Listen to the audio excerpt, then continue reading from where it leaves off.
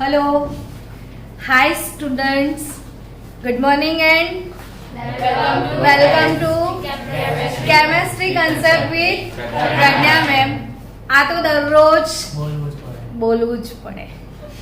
બોલો ને, આ તો મજા આવે નહીં. અને બોલતા બોલતા આપણે હસી જઈએ છીએ ને, તો એના લીધે આખો લેક્ચર હસી ખુશીથી જાય ને હસતા હસતા ભણવાની મજા પડી જાય. કયું ચેપ્ટર આપણે કમ્પ્લીટ કર્યું એવું કહો આટલા દિવસમાં? છઠ્ઠું ચેપ્ટર. પૂછી લઉં નામ? શું નામ છે છઠ્ઠા ચેપ્ટરનું?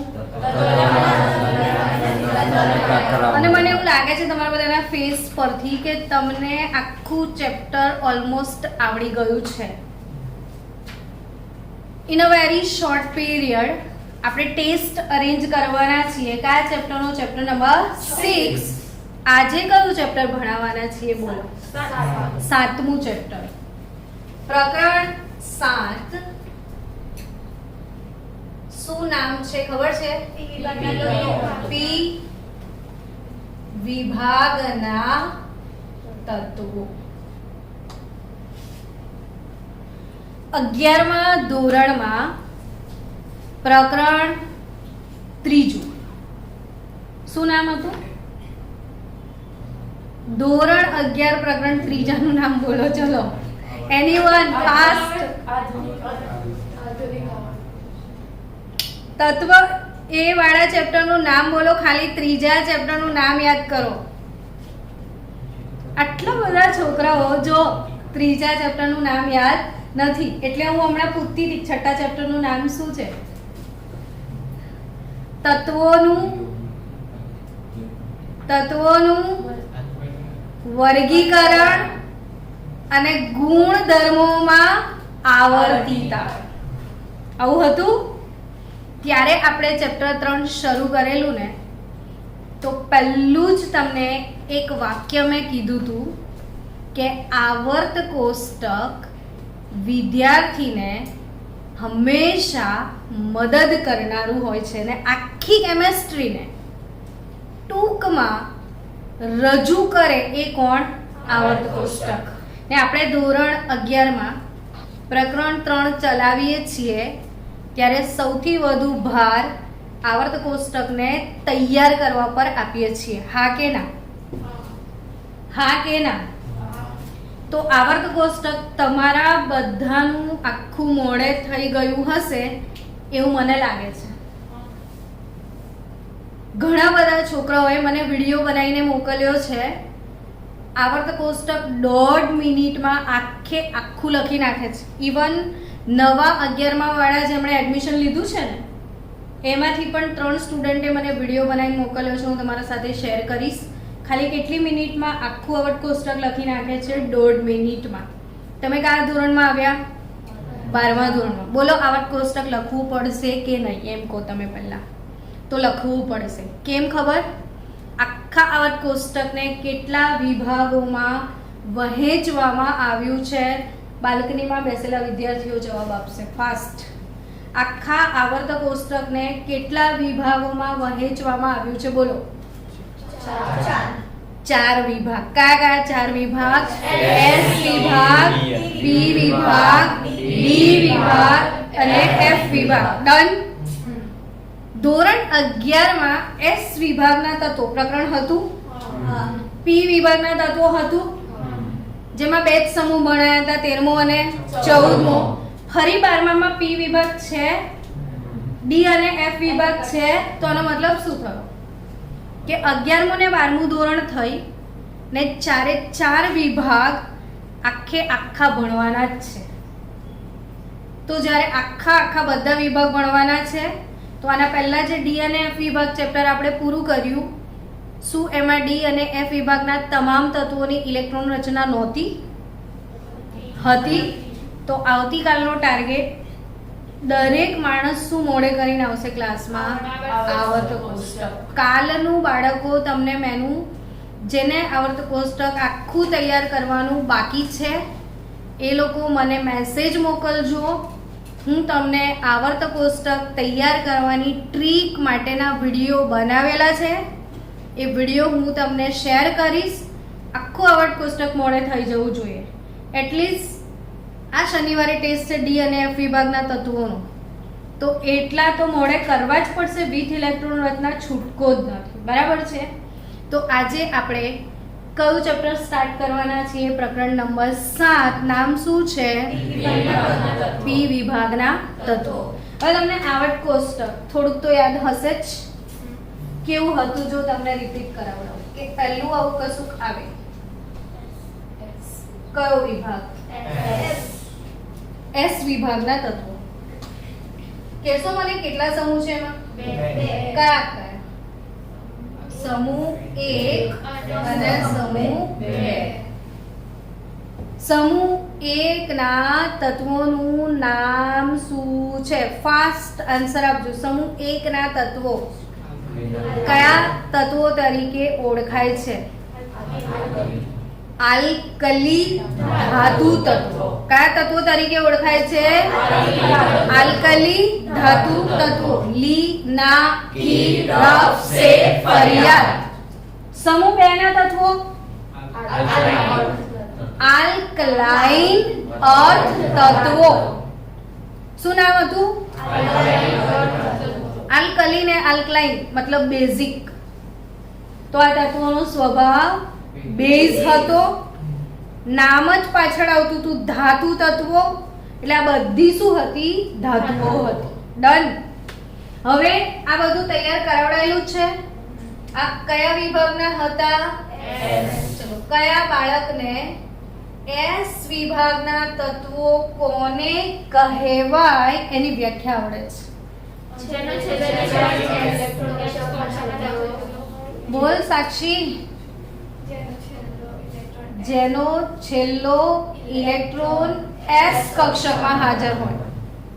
11મા માં બેસેલા તમામ બાળકોને નમ્ર વિનંતી, મતલબ અત્યારે મીટિંગમાં બેસ્યા છો જે 12મા ધોરણમાં અને 11મા ધોરણમાં જો તમે ઇલેક્ટ્રોન રચના મોડે નથી કરી તો વિડીયો મંગાવી લેજો. ઇલેક્ટ્રોન રચના નથી આવડતી તો કેમેસ્ટ્રીમાં પાસ થવાશે નહીં જ. આ યાદ રાખજો, ગોલ્ડન સેન્ટેન્સ છે મારું. વિધાઉટ ઇલેક્ટ્રોન રચના પાસ થવાનું કામ કેવું છે? અશક્ય. તમને પ્રમોશન મળવાનું નથી. કયો વિભાગ છે આ? એસ વિભાગ. કોને કહેવાય? છેલ્લો ઇલેક્ટ્રોન એસ કક્ષકમાં હોય. છેલ્લો ઇલેક્ટ્રોન એસ કક્ષકમાં હોય. તો એસ કક્ષકમાં એટલે NS1 અને NS2 આમની સામાન્ય ઇલેક્ટ્રોન રચના છે. હવે એસ વિભાગના તત્વો પછી લી, ના, કી, પછી આ શું હતું? 2 કા, સરવાળા, પછી આ આગળ જતું હતું આમ. અને અહીંયા કયો વિભાગ આવતો હતો? ડી વિભાગ. ને ડી વિભાગની અંદર નીચે આ જે 2 આવર્ત હતા ને એમાં કયો વિભાગ આવી જતો હતો? આમ લખતા હતા નીચે પણ હોય તો અહીંયા ને. પહેલી શ્રેણી 6ઠા આવર્તમાં અને બીજી શ્રેણી 7મા આવર્તમાં. હવે આને લંબાઈને અહીં આગળ કોઈક વિભાગ આવતો હતો, યાદ આવ્યું? આ વાળો વિભાગ એટલે આપણો પી વિભાગ. કયો વિભાગ? હવે કેટલા સમૂહ છે પી વિભાગમાં? તો કે સમૂહ 13, 14, 15, 16, 17 અને 18. પી વિભાગના તત્વોમાં કેટલા સમૂહ છે? 13 થી લઈને 18. સારું, હું તમને એક રેન્ડમ ક્વેશ્ચન પૂછું છું કે એસ વિભાગના તત્વો એમાં કેટલા સમૂહ? 2 જ. પાક્કું? અને પી વિભાગમાં જલ્દી 6 લોક किया जाए. बच्चा आटલું ના વિચાર બેટા, જલ્દી બોલ. 6 કન્ફ્યુઝન છે? નથી? 6 કયા કયા? 13, 14, 15, 16, 17, 18. આંગળીને ભેળે ગણાય એવી વાત છે. તો ડી માં કેટલા હશે? 10. અને એફ માં 14. સમૂહ નથી, એ શ્રેણી છે ને? કેમ એવું? આ સમજાવો કે S માં 2 જ, P માં 6 જ, D માં 10 ને F માં 14. આ લોકોને આવું ગમતું હતું એટલે પાઠ તને પાઠ સ્કૂલમાં ભણાવ્યું હશે બરોડામાં માઈક. હા ના હા આટલું નહીં, પાછળથી. એનીવન ઇન ધ ક્લાસ જે આજે આનો આન્સર આપે ક્લાસમાં એ genius. Come on genius. What is my question? Understand કે કેમ S વિભાગમાં 2 જ સમૂહ, P વિભાગમાં 6 જ, D માં 10 ને F માં 14.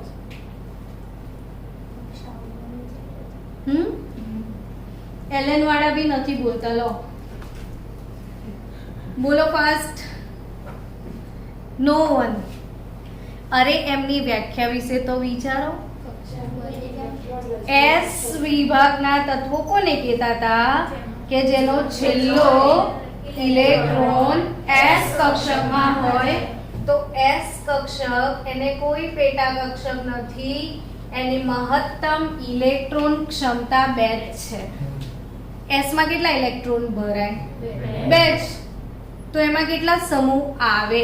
2 જ આવે ને P માં?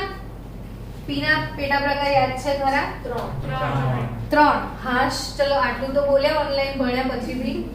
P ને 3 પેટા પ્રકાર કયા? PX, PY, PZ. મને એટલો તો ગર્વ છે. PX, PY અને PZ 3 પેટા પ્રકાર.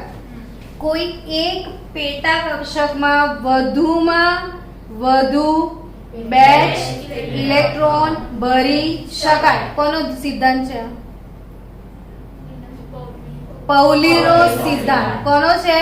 પૌલીનો સિદ્ધાંત. આ બી ભણજો નીટ માટે કે પેટા કક્ષકની ઇલેક્ટ્રોન ક્ષમતા નક્કી કરવાનો સિદ્ધાંત પૌલીનો નિષેધનો સિદ્ધાંત કે કોઈ પણ એક પેટા કક્ષકમાં વધુમાં વધુ 2 જ ઇલેક્ટ્રોન આવે તો P ની અંદર કેટલા ઇલેક્ટ્રોન ભરાય? 6 જ. એટલે P માં કેટલા સમૂહ છે? 6 જ. પણ D ને કેટલા પેટા પ્રકાર? સાક્ષી જવાબ આપશે. 5 કયા કયા? નામ બોલ 5 ના. કેમ કે મેં 9મું પ્રકરણ ભણાવી દીધું છે તો 5 પેટા પ્રકાર D ના આવડશે જ.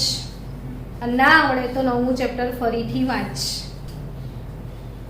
બાલ્કની D D D તારો જ છે. પેલા x y z પેલા લખવાના અને d x y - y square અને d z સ્ક્વેર. હા તો પેલા નહીં, dxy dyz dzx dx² y² અને dz². D ને કેટલા પેટા પ્રકાર? 5. તો D માં મહત્તમ કેટલા ઇલેક્ટ્રોન ભરાય? 10. એટલે D વિભાગમાં કેટલા સમૂહ છે? 10. કયાથી કયા? નામ બોલ ફાસ્ટ. Fast answer. D વિભાગના સમૂહો 10 કયા કયા? 3 થી 12. અલા 1 2 તો આ રહ્યા. કેટલી સિમ્પલ વાતો છે જે આપણને અહીંયા ક્લિક જ નથી થતી. 1 અને 2 તો આ રહ્યા ને, 3 થી ચાલુ થશે, 13 તો અહીંયા રહ્યો. તો સેન્ડવિચમાં મસાલામાં શું બચ્યું? 3 થી 12. સાક્ષી શું ખાઈને આવું છું એમ કે મમ્મીને કહેવું પડશે કે આ છોકરીને ખવડાવો જરા બદામ. बादाम खाने से क्या होता है? बादाम खलास हो जाते हैं. तो આપણે 3 થી લઈને 12 ક્યાંથી ક્યાં સુધી? 3 થી 12. આટલા જે સમૂહો છે 3 થી 12 કયા વિભાગના છે? D વિભાગના છે. ને F વિભાગની છે. F માં 7 પેટા પ્રકાર. કેટલા ઇલેક્ટ્રોન ભરાય? 14. કેટલા ભરાય? 14 ભરાય. 7 પેટા પ્રકાર 14 ઇલેક્ટ્રોન ભરાય તો ઓબ્વિયસલી F માં 14 તત્વો હશે. અચ્છા F વિભાગની શ્રેણીઓના નામ જણાવો તો ચેપ્ટર ભણ્યા પછી લેન્થેનાઇટ શ્રેણી અને એક્ટિનાઇટ. એક્ટિનાઇટ નહીં શું? લેન્થેનાઇટ 14 તત્વો, એક્ટિનાઇટમાં 14 તત્વો, લેન્થેનાઇટ શ્રેણી આવર્તક કોષ્ટકના 6ઠ્ઠા આવર્તમાં, એક્ટિનાઇટ શ્રેણી આવર્તક કોષ્ટકના, અને કાલે બધા 1.5 મિનિટમાં આવર્તક કોષ્ટક લખજો, નહીં તો ધુમાડા.com. ના આવડે તો વિડિયો છે આપણી જોડે, મોકલીશું. તો આ કન્સેપ્ટ ક્લિયર બધાને આવર્તક કોષ્ટકનો? તો એસ વિભાગમાં કેટલા સમૂહ? 2. કયા કયા? પહેલો અને બીજો. પી વિભાગમાં ઓકે, હવે આપણે શું પૂછતા હતા?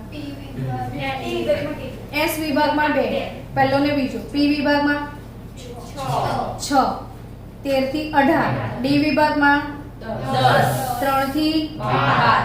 એફ વિભાગમાં સમૂહ નથી, શ્રેણી છે. 2 શ્રેણી છે, 14 તત્વો છે. આટલું જ્ઞાન થઈ ગયું આજે, હોવું જ જોઈએ. હવે આગળ વધીએ કે કયા તત્વોને શું કહેવાય. આ ખબર છે તમને? એસ વિભાગ અને પી વિભાગના તત્વોને શું કહેવામાં આવે છે? પ્રતિનિધિ તત્વો. શું કહેવામાં આવે છે? પ્રતિનિધિ તત્વો. કયા વિભાગના? તો ડી વિભાગના શું કહેવાય? સંક્રાંતિ તત્વો. આખું ચેપ્ટર જતું રહ્યું. અને એફ વિભાગ આંતર સંક્રાંતિ. ડી ના અંદર એફ, સંક્રાંતિના અંદર આવે એટલે આંતર સંક્રાંતિ તત્વો. ક્લિયર? તો આપણે ચેપ્ટર કયું શરૂ કર્યું? પી વિભાગના તત્વો. 13મો અને 14મો સમૂહ કયા ધોરણમાં આવે? 11માં. તો 12th માં કયો સમૂહ ભણવાનો છે? 15મો સમૂહ. તો આપણી શરૂઆત પી વિભાગના તત્વોની કયા સમૂહથી થશે? 15મા સમૂહથી. બાળકો, એસ વિભાગના તત્વો એટલે બધા ધાતુ તત્વો. શું કીધું ને? પછી ડી વિભાગ આવે, સંક્રાંતિ ધાતુઓ, એવું જ બોલીએ છીએ. એટલે અલ્ટિમેટલી ફરીથી ધાતુઓ, પણ છેલ્લે કઈ પહોંચી જાઓ તમે? પી વિભાગના તત્વોમાં. તો પી વિભાગના તત્વો એટલે ઊંધિયું.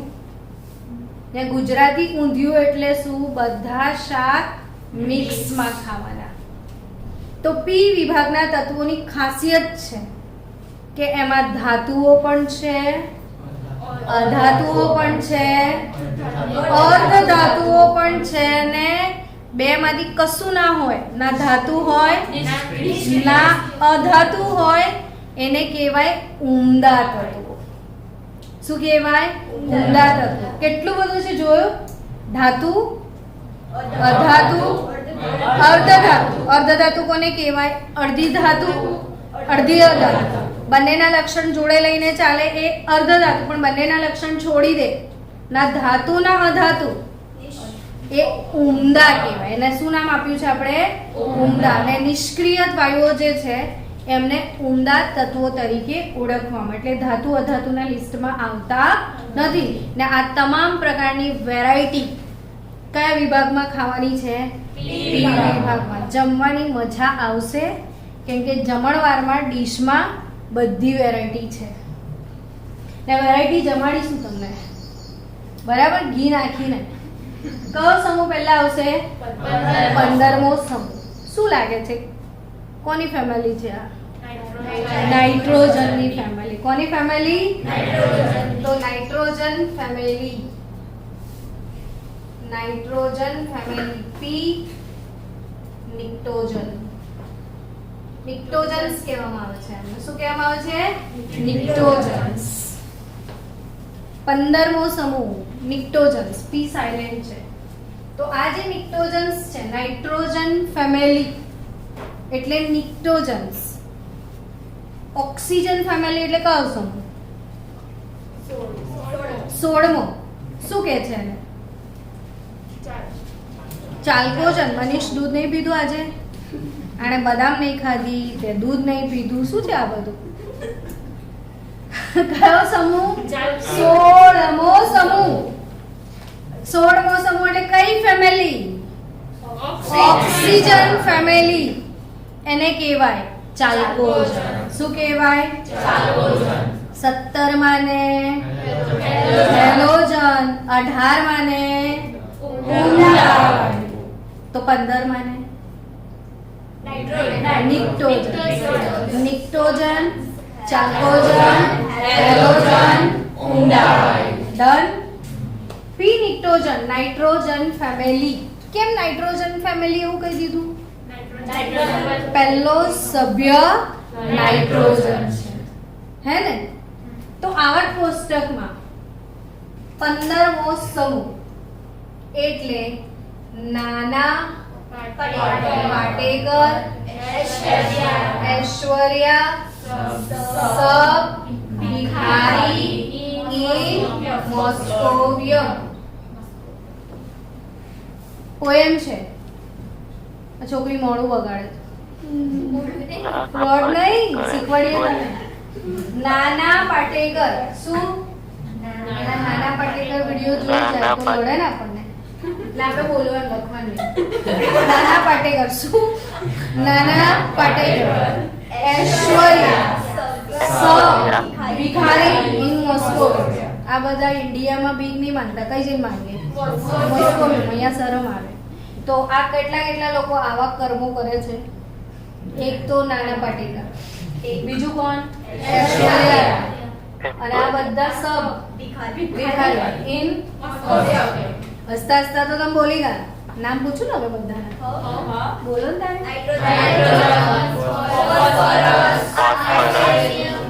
Nitrogen, phosphorus. અત્યારે સીઝન છે કેરીનો રસ. એના પછીનો આ રસ કયો? ફોસ્ફરસ.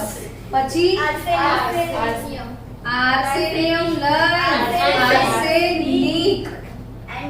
એન્ટીમની, મનીનો દુશ્મન. બિસ્કુટ. ઓ સોને કે નહીં, બિસ્મત. અને મોસ્કોવિયમ. આજકાલ આવ્યું છે આ તો મોસ્કોવિયમ. હમણાં જ શોધાયું છે. રેડિયો એક્ટિવ છે. જન્મે ને તરત ગુજરી જાય. એટલે જન્મે ને તરત ગુજરી જાય મતલબ આ લોકો બનાયા ખરા લેબમાં, પણ એ કઈ લોંગ લાસ્ટિંગ ના જીવે કે એનામાંથી આપણે કંઈક બનાવીએ ને લાઈફ ટાઈમ વાપરીએ એવું નહીં. આ રેડિયો એક્ટિવ. રેડિયો એક્ટિવ એટલે શું ખબર છે ને તમને? શું? અંદરથી આલ્ફા, બીટા, ગેમા કિરણો નીકળે જેનામાંથી રેડિયેશન થાય. જેનામાંથી શું થાય? રેડિયેશન. આલ્ફા, બીટા, ગેમા નીકળે. એ લોકોનું કેન્દ્ર સ્થાયી હોય. હવે અંદરથી બધું નીકળી જાય. આપણે દિવાળીની કોઠી જોઈ, કોઠી સળગાવો તો આમ ફુવારા નીકળે બધા, પછી સળગી જાય, પછી અંદર શું હોય? તો તમે શું કરો? તો એ જ તો. એટલે આ લોકોનું આયુષ્ય બહુ ના હોય, બને અને રેડિયેશન થાય, ક્ષણિક હોય. કેવું આયુષ્ય હોય? આપણે ભણ્યા હતા ને એસ વિભાગના તત્વોમાં છેલ્લું ફ્રાન્સિયમ, ને ફ્રાન્સિયમનો એક સમસ્થાનિક છે. ફ્રાન્સિયમ 221, ફ્રાન્સિયમ 223, અને એનો અર્ધાયુષ્ય સમય ફક્ત 21 મિનિટ. ખાલી 21 મિનિટ જીવે. લેબમાં બનાવવાનું. કેટલી મિનિટ જીવે? એ ગુજરી જાય. એમ આ લોકો બી હમણાં શોધ્યું છે. આ નવું છે, હમણાં ઉમેરાયું છે, પણ આટલા તો આપણા જૂના જોગી છે. નાના પાટેકર, ઐશ્વર્યા, સબ, ભિખારી, ઇન મોસ્કોવિયમ. ડન. આટલું તો આવડી જ ગયું બધાને. હવે બધાની ઇલેક્ટ્રોન રચના, સામાન્ય ઇલેક્ટ્રોન રચના, આ બધું આવડવું જ જોઈશે. અને ફટ તો જ જવાબ આપી શકશો, લખી શકશો, બાકી કઈ લખી નહીં શકો. તો નાઇટ્રોજન, ફોસ્ફરસ સમૂહ કયો કીધો? 15. તો એ 15 ની સામાન્ય ઇલેક્ટ્રોન રચના જો સમૂહ 1, સમૂહ 2. સમૂહ 1 ની સામાન્ય ઇલેક્ટ્રોન રચના NS1 હતી. બીજો ઇલેક્ટ્રોન બી S માં જ જાય. સમૂહ 13 S ભરાઈ જાય તો ઇલેક્ટ્રોન P માં જાય. સમૂહ 14 NS2 NP2. સમૂહ 15 NP3 પછી NH2 NP4 NH2 NP5 હવે આ સમૂહ 15 સુધી આવી ગયા સામાન્ય ઇલેક્ટ્રોન રચના અહીંયા શું હશે ઉમદા વાયુ NS2 NP3 આમ જ ખબર પડી જાય તમને જો 15મો સમૂહ હોય ને તો છેલ્લી કક્ષામાં 5 ઇલેક્ટ્રોન હોય આપણે વિચારને ગંદુ કરી નાખ્યું કયો સમૂહ છે આપણો 15 છેલ્લી કક્ષામાં કેટલા ઇલેક્ટ્રોન હોય 5 કેટલા હોય 5 એટલે સામાન્ય ઇલેક્ટ્રોન રચના NS2 NP3 S માં 2 P માં 3 આ બધું બોલવું પડશે S માં 2 એટલે S પ્રકારના 2 P પ્રકારના 3 NS2 NP3 હવે ઊંડા વાયુઓ મેં તમને આ બધી શોર્ટકટ ટ્રીક આપેલી જ છે કયા ઊંડા વાયુથી શરૂ થશે helium neon argon krypton xenon radon helium neon argon krypton xenon radon done helium neon argon krypton xenon radon પછી દેખો નાઇટ હિલિયમ પછી કયો નંબર શરૂ થાય 2s અને 2p નિયોન પછી 3s અને 3p argon 4s 4p Krypton પછી કઈ કક્ષા શરૂ થાય 5s 5p xenon 6s 6p ને ફાઇનલી સાતમો આવર્ત 7s તમને આવર્તનો નંબર ખબર પડી જશે કે આ સમૂહ 15 તો છે પણ 2s 2p એટલે બીજો આવર્ત છે એટલે તમારે હવે યાદ શું રાખવાનું કે સમૂહ 15 માં ચોથા આવર્તનું તત્વ કયું આવું પૂછે શું પૂછે સમૂહ 15 માં ચોથા આવર્તના તત્વની ઇલેક્ટ્રોન રચના આપો ધેટ ઇઝ અવર MCQ તો સમૂહ 15 ને ચોથો આવર્ત એટલે 4s 4p આર્સેનિક આવે ખબર પડી રહી છે આ આવર્તનો શું બતાવે છે નંબર સમૂહ 15 બીજો આવર્ત સમૂહ 15 ત્રીજો આવર્ત સમૂહ 15 ચોથો આવર્ત સમૂહ 15 પાંચમો છઠ્ઠો ને સાતમો બધા આવર્તના તત્વો પહેલા આવર્તમાં નથી ખાલી પહેલા આવર્તમાં તો બે તત્વો છે ને કયા બે હાઇડ્રોજન અને હિલિયમ તો p વિભાગ બીજા આવર્તના તત્વો છે હા કે ના હા 2s 2p 3s 3p 4s 4p 5s 5p 6s 6p 7s 7p સામાન્ય લખેલી છે સામાન્ય એ શું હોય કે આ બધાની હોય જનરલ તરીકે લખતા હોય આ n બદલાય ને 2 3 4 5 6 7 ડન અલા સમજણ બોલી રહી છે તો nitrogen 2s2 2p3 3s2 3p3 4s2 4p3 5s2 5p3 6s2 6p3 7s2 7p3 clear પણ એક વસ્તુ યાદ રાખજો કે આ જે ચોથો આવર્ત છે એમાં d પણ હોય એટલે 4s પહેલા કેમ કે તમને ખબર છે આવર્ત કોષ્ટક બનાવશો ને આમ જો આ s વિભાગ થયો આ પહેલો બીજો આવર્ત ગયો અલા સમજાઈ રહ્યો છે લિથિયમ બીજા આવર્તમાં આવે ત્રીજો આવર્ત ગયો ચોથા આવર્તથી d ચાલુ થાય આ ચોથા આવર્તથી d ચાલુ થાય ને આ બીજો આવર્ત ત્રીજો આવર્ત ચોથો પહેલા તો ખાલી હાઇડ્રોજન ને હવે આ ચોથા આવર્તથી d કક્ષક ચાલુ થાય તો પછી પાછા p આવે ને આપણું તત્વ તો d પછી આવે ને એટલે d આવવાની ને તો ચોથા આવર્તમાં 3d કક્ષક આવે પાંચમા આવર્તમાં 4d પછી કઈ 5d અને છઠ્ઠામાં તો d ને f બંને આવી જશે ને સાતમામાં પણ d બી આવશે અને f બી આવશે સમજાયું કે નહીં કે આ d ની અંદર બી પાછું પેલું f ની આવી જાય આવર્ત કોષ્ટક એટલે સમજવું પડે. તો હવે આ 4s પહેલા કોણ આવે? 5s પહેલા 6s પહેલા 5d પહેલા 4f છેલ્લા બેમાં d અને f બંને હશે ને 7s પહેલા 6d પહેલા 5f ડન. f ભરાઈ જશે ને પણ d ને આ લોકો d ને પૂરેપૂરું ભરાય પછી p આવે ને તો 3d10 4d10 5d10 4f 4d 6d10 5f 4d. તો આ થઈ ઇલેક્ટ્રોન રચના. હું 5 મિનિટ આપું છું, બધા લખી નાખો પહેલા સારી રીતે. ચલો બાળકો, આવતીકાલના હોમવર્કમાં પહેલું કામ શું ખબર છે? આ સમૂહ કેટલી વાર લખી નાખશો? 10 વખત. Practice max main perfect. જેટલી પ્રેક્ટિસ વધશે એટલું ફટાફટ લખાશે. અને ઘરે ના લખવું હોય, દરરોજ અહીંયા આવો તો પહેલું કામ શું કરવાનું? લખી જ નાખવાનું, એટલે આવડી જશે. અને કાલથી આપણે વારાફરતી બોર્ડ પર લખવા બોલાવીશું તમને. જ્યારે મને જરૂર પડશે આની તો હું કોઈકને લખવા બોલાવીશ. પાછું એકવાર સમજાવી દઉં. આમાં મેં એક વસ્તુ હજી બાકી રાખી હતી સમજાવવાની, એ પરમાણુનો ક્રમાંક. તો ક્રમાંક પહેલા તત્વનો આવડવો જોઈએ, પછી જલસા.com. નાઇટ્રોજનનો પરમાણુ ક્રમાંક કેટલો છે? મીટિંગ વાળા વિદ્યાર્થીઓ બોલે, તમે નહીં. આટલા બધા બેઠા છે ને મીટિંગમાં. નાઇટ્રોજનનો પરમાણુ ક્રમાંક હા 7. કોણ બોલ્યું? 7 મેમ 7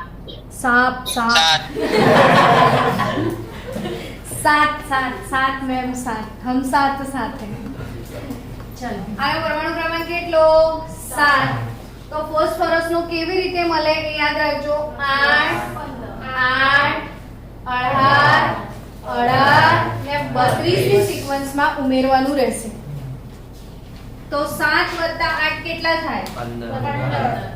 15 + 8 સોરી 7 + 8 15 થયું. 15 અને 8 આ S વિભાગમાં 8 તો ઓલરેડી બીજા આવર્તમાંથી ચાલુ કરીએ છીએ આપણે, એટલે 8 ને એડ કરવાનું. તો 7 ને 8 15 15 + 18 કેટલા? 33 33 + 18 15 + 18 33 ને 18 51. એન્ટીમની 51 + 32 બોલો 83 અને 32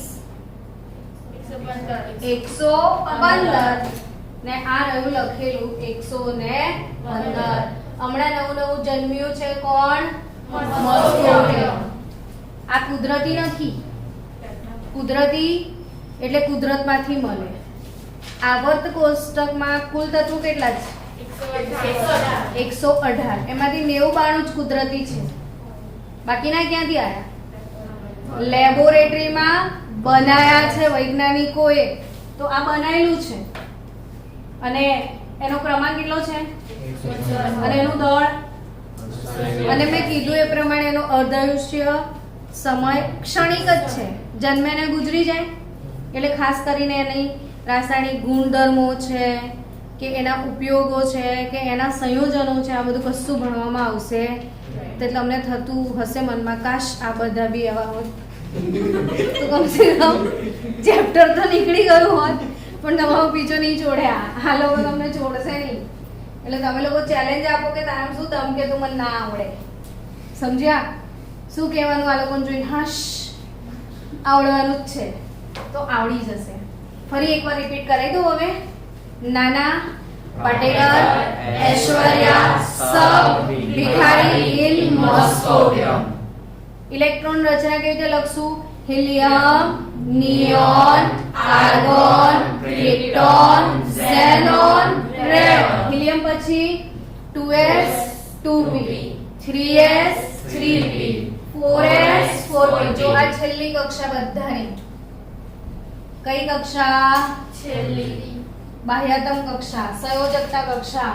ને એમાં બધામાં 3 વત્તા 2 5 15માં સમૂહનો સભ્ય હોય. કયા સમૂહનો? 15માં. તો એની છેલ્લી કક્ષામાં 5 ઇલેક્ટ્રોન હશે. કેટલા? 5. ફરીથી 15માં સમૂહની છેલ્લી કક્ષામાં 5 ઇલેક્ટ્રોન હશે. Concept clear? કેટલા હશે? 5. તો એ લોકો 5 ગુમાવી શકશે ને કેટલા મેળવી શકે? 5 ગુમાવી શકે અથવા મેળવી કેટલા શકે? 3. હા, તો 5 કેમ બોલો છો? પછી 5 ગુમાવે અથવા 3 મેળવે ને આવું બધું શું કરવા કરે? અષ્ટક પૂર્ણ કરવા માટે. તો 15માં સમૂહનો ઓક્સિડેશન આંક આવડી ગયો? મહત્તમ કયો અને લઘુત્તમ કયો એ જવાબ આપો. મહત્તમ કયો? +5. જેટલા ગુમાવી શકાય મહત્તમ ને જેટલા મેળવી શકાય એ કેવા? લઘુત્તમ. એટલે આઈ થિંક પ્લાસ્ટર થઈ ગયું, બધું કમ્પ્લીટ. સમજ પડી ખરી કે કેટલા ગુમાવી શકે? 5. કેટલા મેળવી શકે? 3. તો 15માં સમૂહમાં મહત્તમ ઓક્સિડેશન આ કેટલો? +5 ને લઘુત્તમ ઓક્સિડેશન આ કેટલો? -3. ડન. +5 મહત્તમ, -3 લઘુત્તમ. કયો સમૂહ? નાઇટ્રોજન સમૂહ. કયો સમૂહ? હવે સવાલ એવો થશે, અચ્છા તમને આ પરમાણુ ક્રમાંક આવડી ગયા?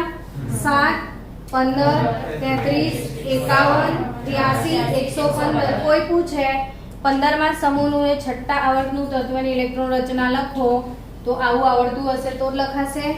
છઠ્ઠો આવર્તનું તત્વ કયું છે આમાં? બિસ્મથ. તમને આવડી ગયું એ તમારી કિસ્મત. તો આ બિસ્મથ આવડી ગયું કમ્પ્લીટ. આ આવડશે? 4s પહેલા 3d, 4s પહેલા 3d, 5s પહેલા 4d, 6s પહેલા 5d, 7s પહેલા 6d અને 4d, 5d પહેલા 4f14, 6d પહેલા. અને આપણને બુદ્ધિ છે જ કે f4 થી જ ચાલુ થાય છે. 3f does not exist. Done?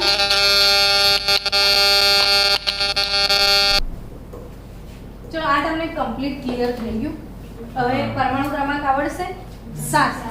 7 વત્તા 8 15 વત્તા 18 33 18 51 32 હવે ઘણીવાર કેવો પ્રશ્ન પૂછશે જો કે નીચેના પૈકી કયો સેટ 15માં સમૂહનો છે? સેટ પૂછે તો ઓપ્શનમાં આ લખેલું હશે 7 15 33 51 83. કોઈ બી ખૂણામાંથી ક્વેશ્ચન આવશે એટલે ખૂણો પકડવો પડે, ઇલેક્ટ્રોન રચના પકડવી જ પડશે. સમૂહ 15 ની સામાન્ય ઇલેક્ટ્રોન રચના જણાવો. ફર્સ્ટ ઊંડા વાયુ NH2Np3. બધા જ તત્વોના નામ એકવાર ભૂલી જઈએ. Nitrogen, phosphorus, arsenic, antimony. હવે આ જે નાઇટ્રોજન અને ફોસ્ફરસ છે એ બંને અધાતુ તત્વો છે. નાઇટ્રોજન અને ફોસ્ફરસ કેવા તત્વો છે? અધાતુ. કેવા છે?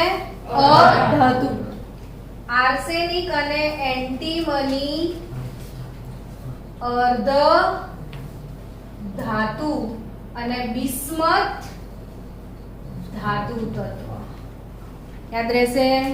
આપણે ધીરે ધીરે જ ભણીશું આ ચેપ્ટર, કોઈ જ ઉતાવળ નથી. પણ આપણે અહીંયા જેટલું ભણીશું ને ક્લાસમાં, અહીંયા ને અહીંયા યાદ રહી જશે. પછી લોંગ ટાઈમ યાદ રાખવા માટે તમારી ઘરે જઈને વાંચીને નોટમાં લખવું પડશે તો આવડી જશે. કોણ કોણ અધાતુ? પછી આર્સેનિક, એન્ટીમની. એવું ના લાગ્યું આ અધાતુ હતું?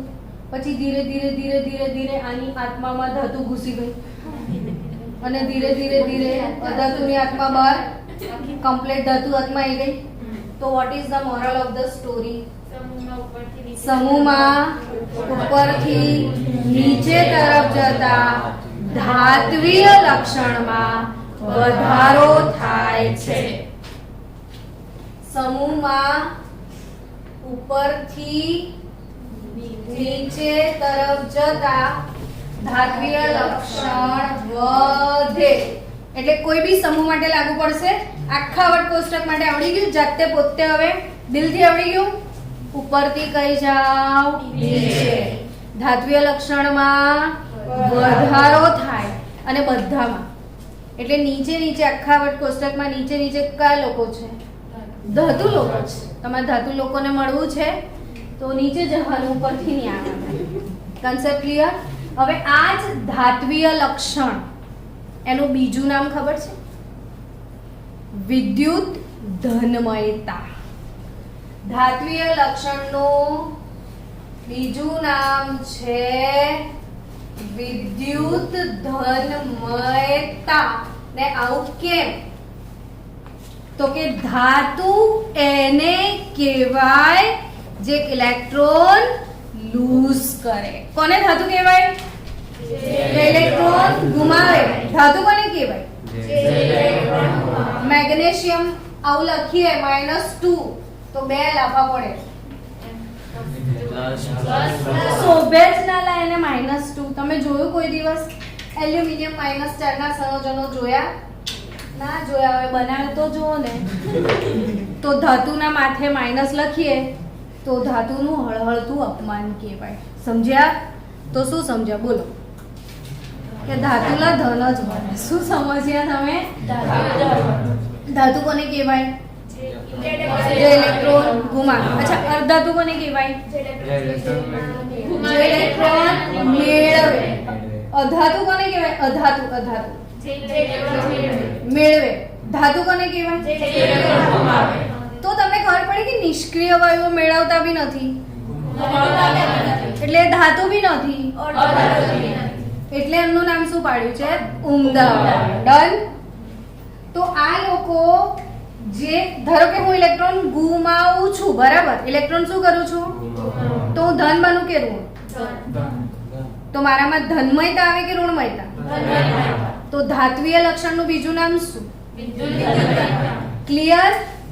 ધાત્વિય લક્ષણનું બીજું નામ વિદ્યુત ધનમયતા. તો પછી અધાત્વિય લક્ષણનું બીજું નામ? તો સમૂહમાં ઉપરથી નીચે તરફ આવું તો વિદ્યુત ધનમયતામાં વધારો થાય છે. એટલે કે ધાત્વિય લક્ષણમાં વધારો થાય છે. એટલે જરૂર પડશે આપણે કે આ લોકોના ઓક્સાઇડ એસિડિક છે, બેઝિક છે, આવું બધું પૂછશે તો મેં તમને ઘણી બધી વાર શીખવાયું ને અધાતુ નો ઓક્સાઇડ એસિડિક. શું શીખાયેલું છે? અધાતુ નો ઓક્સાઇડ એસિડિક. તો ધાતુનો હવે કોઈ પૂછે મેગ્નેશિયમ નો ઓક્સાઇડ એસિડિક કે બેઝિક? તો બેઝિક. અલા મેગ્નેશિયમ ધાતુ છે તો કેવો? અને કાર્બન નો ડાયોક્સાઇડ પૂછે તો કાર્બન અધાતુ છે. ફોસ્ફરસ નો ઓક્સાઇડ લઈ લો. ચલો પિન્ટુભાઈ O5 એસિડ. કેવી રીતે નક્કી કરવાનું? કોણ? અહીંથી ખબર पड़ी ने? तो ये याद रखेगा इंडिया, तभी तो बढ़ेगा इंडिया और नीट में बढ़ेगा इंडिया. तो ये छोटे छोटे MCQ है. આ કન્સેપ્ટ આનો આખી પ્રસ્તાવના ઘરેથી મસ્ત વાંચીને આવજો. કાલે મારી હોલમાં એન્ટર થશો એટલે તરત ઇલેક્ટ્રોન રચના, પરમાણુ ક્રમાંક બધું જ લખાઈ જવું જોઈએ. દરેકે દરેક વિદ્યાર્થી મિત્રોએ ધ્યાનથી સાંભળી લીધું? બોલો હા. સામૂહિક? ચલો તો હવે જમી લો બધા ઘરે જઈને. થોડું થોડું મોકલાવજો.